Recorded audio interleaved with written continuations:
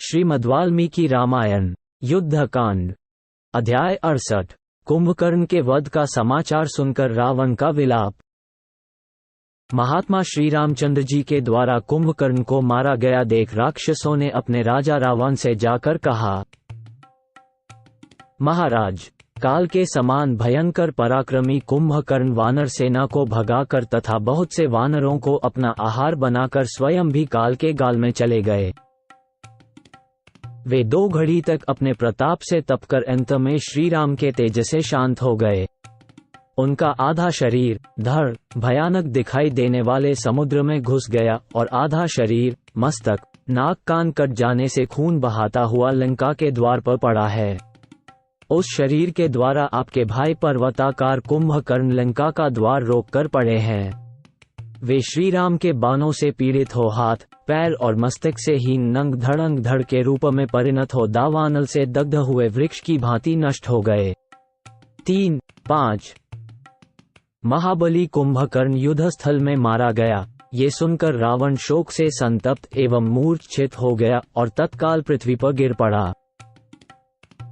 अपने चाचा के निधन का समाचार सुनकर देवांतक नरांतक त्रिशरा और अतिकाय दू खसे पीड़ित हो फूट फूट कर रोने लगे।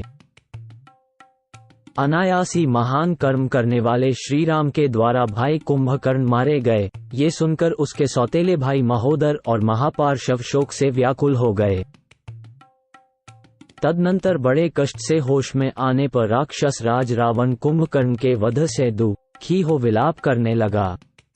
उसकी सारी इंद्रियां शोक से व्याकुल हो उठी थी।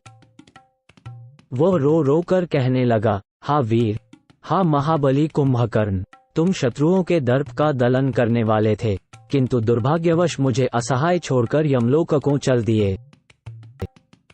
महाबली वीर, तुम मेरा तथा इन भाई बंधुओं का कंटक दूर किए बिना शत्रुसेना को संतप्त करके मुझे छोड़ अकेले कहाँ चले जा रहे हो? इस समय मैं अवश्य ही नहीं के बराबर हूँ, क्योंकि मेरी दाहिनी बाह कुंभकर्ण धराशायी हो गया, जिसका भरोसा करके मैं देवता और असुर किसी से नहीं डरता था। देवताओं और दानवों का दर्प चूर करने वाला ऐसा वीर, जो कालाग्नि के समान प्रतीत होता था, आज रणक्षेत्र में राम के हाथ से कैसे मारा गया? भाई, तुम्हें तो वज्र का प्रहार भी कभी कष्ट नहीं पहुंचा सकता था, वही तुम आज राम के बाणों से पीड़ित हो भूतल पर कैसे सो रहे हो? आज सम्रांगण में तुम्हें मारा गया देख आकाश में खड़े हुए ये ऋषियों सहित देवता हर्षनाद कर रहे हैं। निश्चय ही अब अवसर पाकर हर्ष से भरे हुए वानर आज ही लंका के समस्त दुर्गम द्वारों पर चढ़ जाएंगे। अब मुझे राज्य से कोई प्रयोजन नहीं है। सीता को लेकर भी मैं क्या करूंगा? कुंभकर्ण के बिना जीने का मेरा मन नहीं है। यदि मैं युद्धस्थल में अपने भाई का वध करने वाले राम को नहीं मार सकता तो मेरा मर जाना ही अच्छा है। इस निरर्थक जीवन को सुरक्षित रखना कदापि अच्छा नहीं है। मैं आज ही उस देश को जाऊंगा जहां मेरा छोटा भाई कुंभकर्ण गया है। मैं अपने भाइयों को छोड़कर क्षण भर भी जीवित नहीं रह सकता। मैंने पहले देवताओं का अपकार किया था, अब वे मुझे देखकर हंसेंगे। हाँ कुंभकर्ण, तुम्हारे मारे जाने पर अब मैं इंद्र को कैसे जीत सकूंगा? मैंने महात्मा विभीषण की कही हुई जिन उत्तम बातों को अज्ञानवश स्वीकार नहीं किया था, वे मेरे ऊपर आज प्रत्यक्ष रूप से घटित हो रही हैं।